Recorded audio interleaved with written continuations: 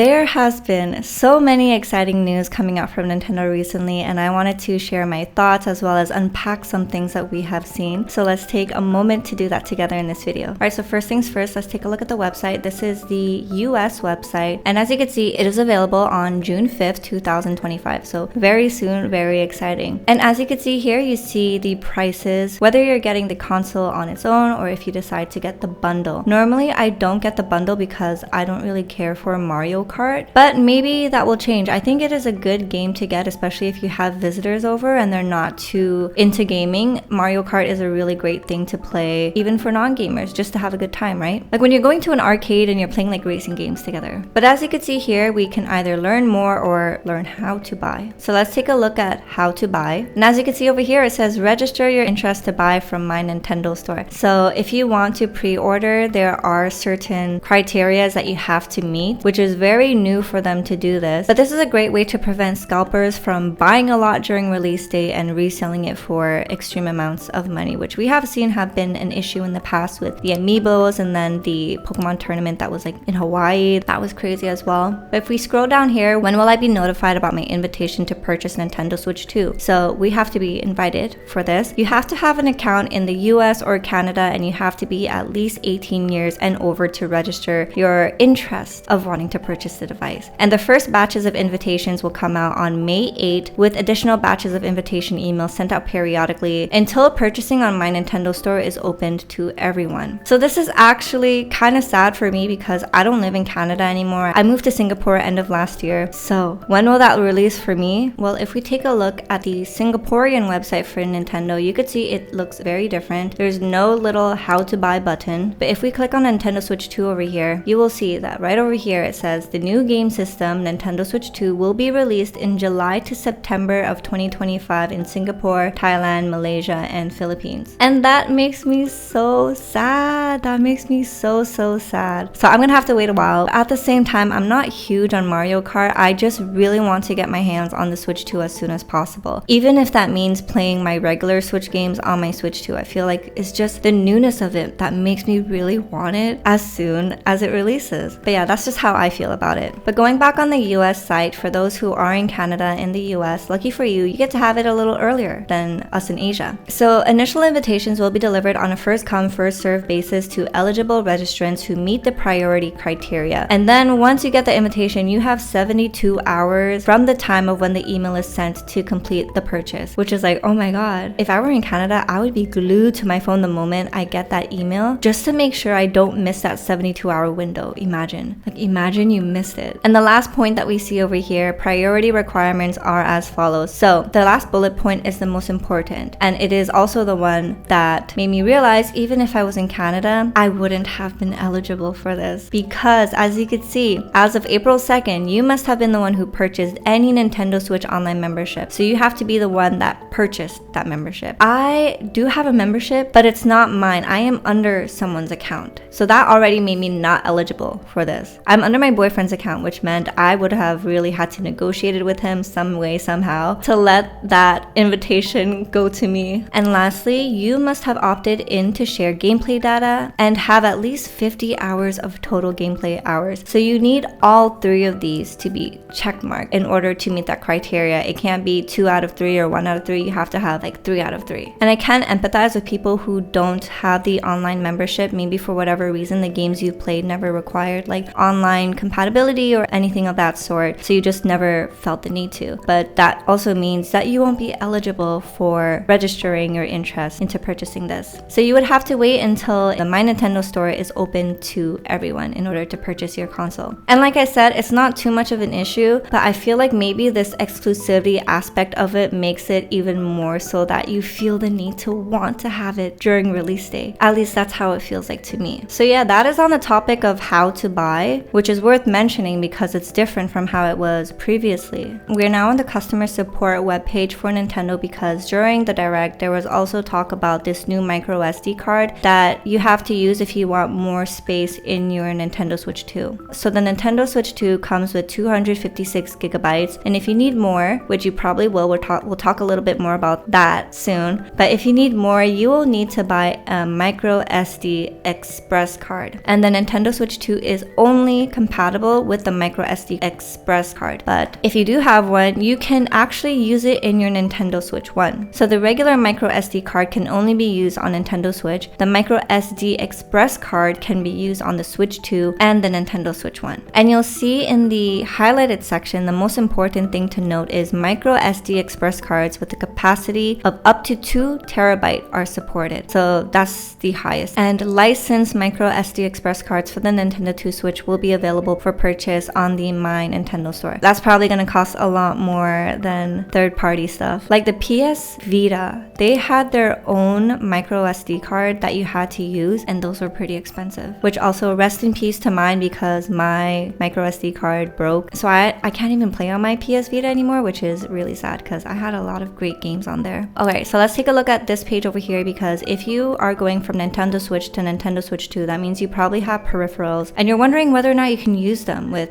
the Switch 2. So you see over here, I highlighted this section. Nintendo Switch Joy-Con controllers and peripherals, such as the Nintendo Switch Pro controller, will also be usable for Nintendo Switch 2 by connecting them wirelessly to the system. So yes, you will still be able to use your Joy-Cons, especially if you collected them in pretty colors. You'll be able to use them with your Nintendo Switch 2. Obviously, you won't be able to connect them onto the device itself because the new ones require the magnetic Joy-Cons, but you can still connect them wirelessly and enjoy still being able to use your Joy-Con and Pro controller from the Switch 1. The Nintendo Switch 2 Pro controller is only usable on the Nintendo Switch 2, same as the Joy-Con 2 controllers. They are only for use for the Nintendo Switch 2 as well. So there was also this camera that we saw during the trailer, and my initial thought of it was like, this does not excite me. I don't know, I don't feel the need to buy it. I don't think I'll ever have to want to buy it. But then I was like, you know what, when you're sitting side by side with your friends playing something like Mario Jamboree, you're not seeing everyone's reactions because you're sitting side by side. Maybe you are if they're like sitting on your peripherals. You miss out on that experience of seeing everyone's reactions, right? So I can see the appeal of having this if you're playing with a lot of friends. Like for example, this scene right here from the Nintendo Direct video, you could see everyone's faces in little bubbles, and that makes it a little more fun and intimate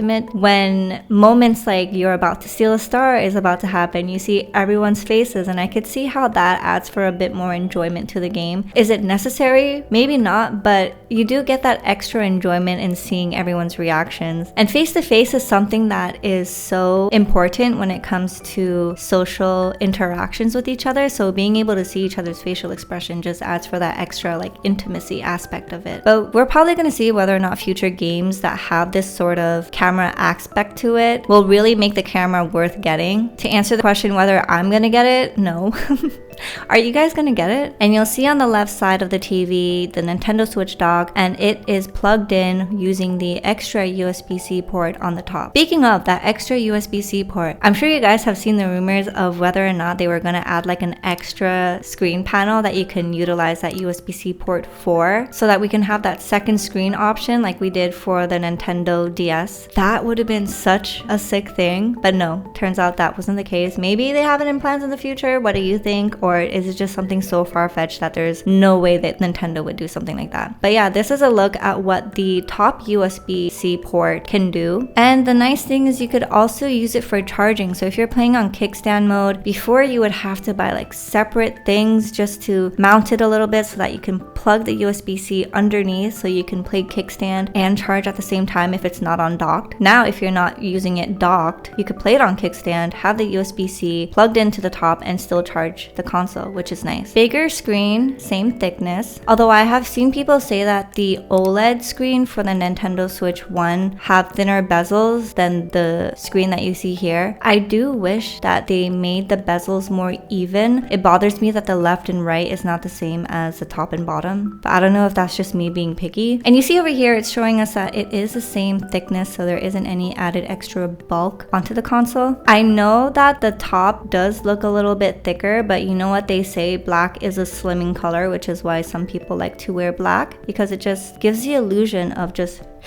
thinning you out a little bit. This over here, we talked about this, being able to charge during kickstand mode. That's what it's gonna look like. And the internal storage, so 32 gigs for the previous one and 256 gigs for the Switch 2. So for my Switch 1, I didn't buy external storage. I bought most of my games physical anyways, and this has brought to light some interesting discussion points on Twitter when it comes to the new games for the Switch 2. We're back on customer support page because there's something that I want to show you guys, the Nintendo Switch 2 game key card overview. So what is this game key card that you might have heard people talking about? So game key cards are different from regular game cards because they don't contain the full game data. Instead, the game key card is your key to downloading the full game to your system via the internet. So you will need internet access the first time you attempt to play the game, otherwise you won't be able to download it and play it. So after it's downloaded, you can play the game by inserting the game key card into your system and starting it up like a standard physical game card. Here is what the game key packaging looks like. Note, to download the game, an internet connection and enough free space in your Nintendo Switch 2 system memory or microSD express card are required. So you will probably, if you are like me and you didn't need to buy a microSD card for Switch 1, you'll probably find yourself needing to do so for the Switch 2 depending on the type of games that you buy, because it seems like not all of the games are going to be on the cartridge. You're gonna have to download it via internet. And this is where people are like, wait a minute, so why am I buying this little piece of plastic for? Should I just start buying digitally? Now, whether or not this is Nintendo's attempt to go a little bit greener and encourage people to buy digital copies, I'm not sure. I'm still kind of confused as to why they went this route. I have seen people express that this hasn't been new, and for bigger titled games, there's no way that it could fit into the cartridge. So chances are there might have been some games that you've purchased physically that you just never realized you were downloading full game data from the internet instead of having it directly onto your cartridge. So whether or not this has been just like something that's been happening before that is somehow an issue now because more people are aware of it, I'm not sure. But I can definitely say this is new to me, and I didn't even know that games have been doing that, to be honest. Like, I'm one of those people that just did not know, and now I know. So knowing this, it seems like I will have the need to buy a microSD express card, because the games that I do plan on playing, like, I'm sure they're gonna come out with Animal Crossing, Fire Emblem, and those two titles are my favorite titles to play on Nintendo. Fire Emblem, I'm guessing that the new one that's going to come out for the console is going to be quite big and it won't fit on the game. But then again, maybe I won't, because 256 gigabytes, actually, I don't know. We're just going to have to see. Only time can tell. But this is a situation. So if you find yourself running out of space a lot and you're wondering why, it's because the games don't contain the full game data, which means it'll take up some space in your internal storage of your Nintendo Switch 2. But again, the thing that gets me is that you will be able to play the game if you insert the game key card into your system. So why not just go digital at that point? But then again, I get the want of wanting to have the physical game sleeve and cartridge, put it on your shelf. It's like so beautiful to look at. And I was like that for the longest time until recently I started buying more digital copies of the game, and then I realized that that want in me to have things physical wasn't as necessary as I thought it would be. Alright, so how it works: insert the game key card into the system and then download the game. The game itself isn't included in the game key card, so you'll have to download it before you can play. When you insert the game key card, further instructions will be displayed on the home menu. Please follow the instructions to download the game. Please note, to download the game, you must have enough free space in your Nintendo Switch 2 memory or microSD express card. The amount of free space required is indicated on the game key card packaging. And step 3, play the game and enjoy it. Once the game is downloaded, you are ready to play. An internet connection is only required when you launch the game for the first time. So after that, you will not need to be tethered to an internet connection spot in order to continue playing your game. It's just a first time thing. After this, the game can be started even without internet connection. However, like regular physical software, the game key card must be inserted into the system in order to play the game. So for people like me who had no idea that games were done this way, because as I mentioned before, people have said that this isn't new to gaming. This has been done even in previous companies. So it just seems new to us because it's the first time it's being brought to our attention, like brought to my attention at least. And I think knowing this, moving forward, it just makes more sense for me to go digital. That way I don't have to go through the extra step of taking every game out of the cover, plopping it in. Like I'm just fine with the digital library, I think, moving forward. Unless it's a game I really, really like and they have a like special edition collector set, then I would consider going physical. And the Joy-Con 2 controllers can be used as mouses. So when they first dropped the trailer of the first look of the Switch 2, it completely flew by my head when the Joy-Cons, like if you remember that one scene where they were like going like that, some people picked it up and they were like,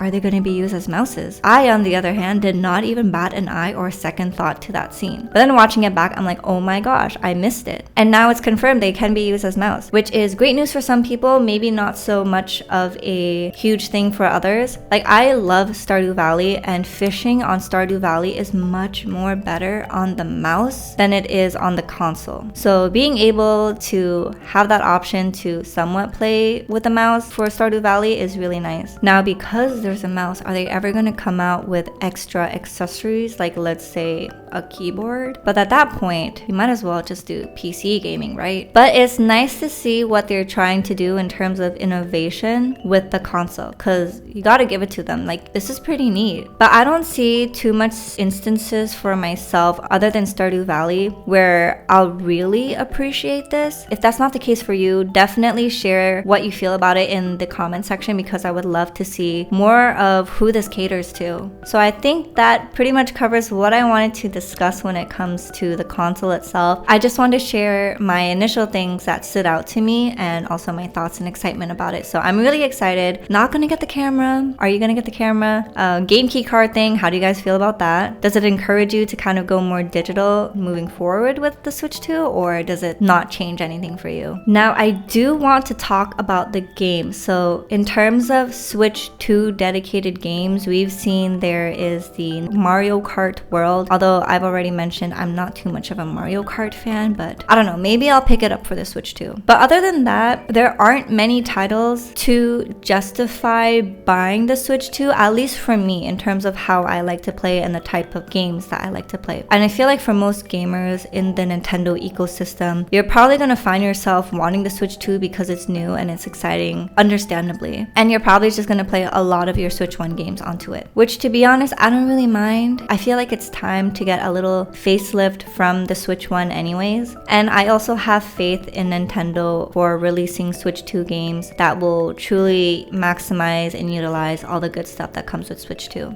I was disappointed when I didn't see Animal Crossing, because that's one of my favorite games to play on Nintendo. But I think they're holding that to, maintain the hype train. So maybe sometime in the summer we're gonna hear about it, and then it's gonna release like sometime this winter or early next year, since the last time they released Animal Crossing was in March of 2019. And I feel like there's no way they aren't going to come out with the Animal Crossing game for the console, so it's just really a matter of when. And I can kind of see them utilizing the mouse. Exactly how, I'm not sure. Maybe fishing.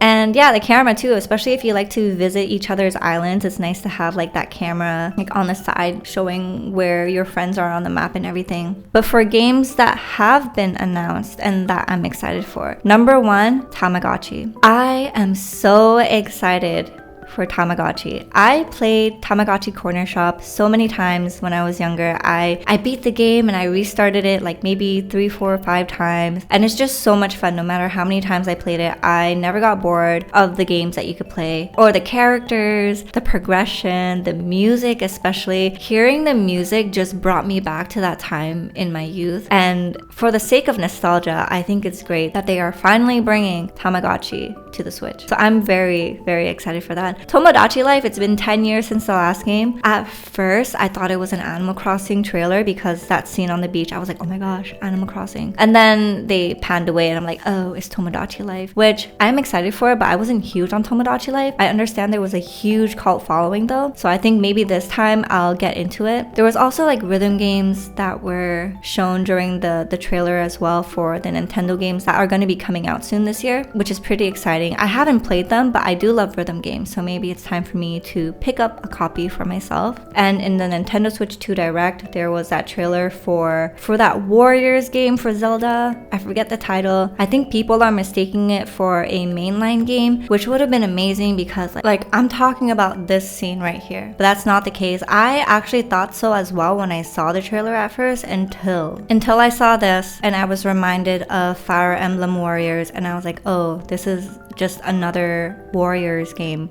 so like a hack and slash game. But I guess they're going to add in extra backstory lore for those who want to learn a bit more about the time leading into Legend of Zelda Tears of the Kingdom. And to be honest, I couldn't even finish my Fire Emblem Warriors. I got bored of it pretty quickly, so this is not going to be something that I'm gonna pick up. But seeing this shot took my breath away, and I was like, wow, I want to get this. And then I saw Warriors and I was like, never mind. There was also the announcement of Kirby AirRiders. I saw a lot of happiness and hoopla about this on Twitter. I can't join in the excitement because I never played the AirRiders game, but maybe this is a great way for me to be introduced to it, so maybe I'll pick this up as well. Alright, but you know what did bring me excitement? When I saw Bravely Default, because I loved it. You know that feeling when you watch an anime and you finish it and it just left such an impression on you that you're thinking about it for several days, and like there's just a void in you because you can't stop thinking about it? That was what Bravely Default, the first game, did to me. I'm not gonna put any spoilers out there, but there was this one part that really shook me to my core, and I thought about it for a long time, and that feeling was hard to shake off. So it's been quite some time since I played that game. I do still remember the premise of the story, but I think I'm gonna have to pick up a copy of this. I would love to replay this again. It was so much fun, and it seems like there's new things that are going to be added to the Switch 2 edition. There's also a redesign of the UI, which is always nice to see, and mouse controlled mini games. Now you're talking. Like, I love mini games inside of games, and this one looks like a rhythm mini game, so I'm super excited about seeing how that's going to look like. But yeah, Bravely Default Flying Fairy HD Remastered. I'm very excited about this one. So yeah, those are the games that I am going to pick up. What are you guys going to pick up? What are you guys excited for when it comes to the new games, whether it is for the Switch 1 or for the Switch 2? I would love to know. If there are any games you think I would like just based off the games that I've expressed interest in, definitely let me know as well. I'm always open to picking up new games and you know, becoming a fan of a different game as well. So if you enjoyed your time here, please give this video a like, leave a comment in the comment section, and maybe subscribe. I would love to hear your guys' thoughts on the console, on the games, or if you're just like wanting to express excitement, here's the place to do so. Express your excitement here, and we can all be excited together. If there are any cons that I haven't pointed out, it's probably because I don't know them. So if you do have some cons that you would like to share, please feel free to put that in the comments section as well. Maybe it will help people decide whether or not it's worth making the jump to the Switch 2, or if you're just fine keeping your regular Switch. But that is all for today's video. I had so much fun talking about this, and I'll see you guys in the next one. So until then, take care, good luck, and have fun. Bye.